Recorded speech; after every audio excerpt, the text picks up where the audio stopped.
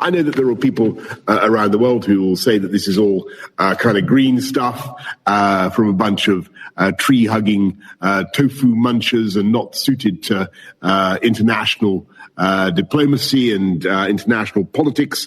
I couldn't disagree more profoundly. And with the latest decade the hottest in human history, a growing number of people agree. The concept note for the debate refers to how climate change and rising temperatures contribute to things like crop failures, displacement, and increased pastoralist movements into unfamiliar territories in search of food for their cattle. The Council now grappling with the need to implement effective adaptation and resilience in dealing with the detrimental security effects of climate change. With a dire warning from a familiar voice on these issues that the loss of nature was a worldwide security threat. If we continue on our current path, we will face the collapse of everything that gives us our security. Food production, access to fresh water, habitable ambient temperature, and ocean food chains. And if the natural world can no longer support the most basic of our needs, then much of the rest of civilization will quickly break down. Please make no mistake.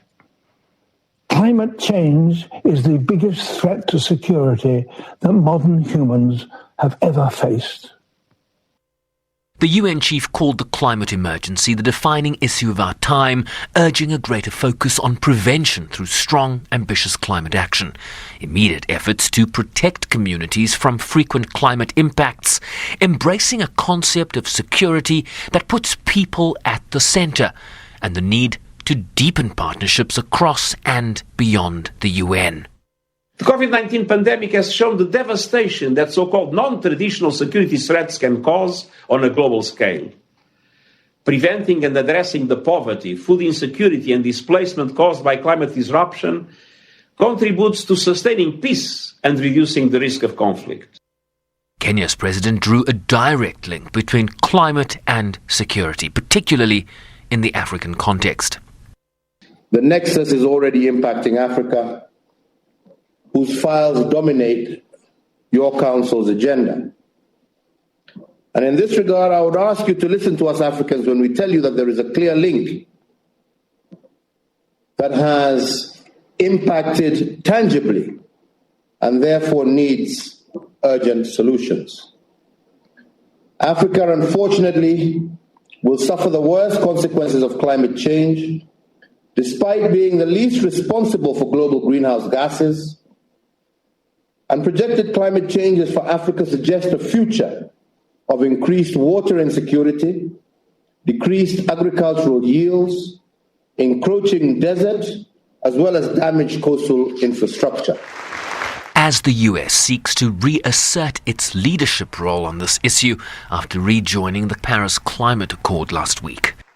Some argue that climate change isn't the business of the UN Security Council. Well, we could only wish that that were true. But the fact is, the climate threat is so massive, so multifaceted, that it's impossible to disentangle it from other challenges that the Security Council faces. We bury our heads in the sand at our own peril.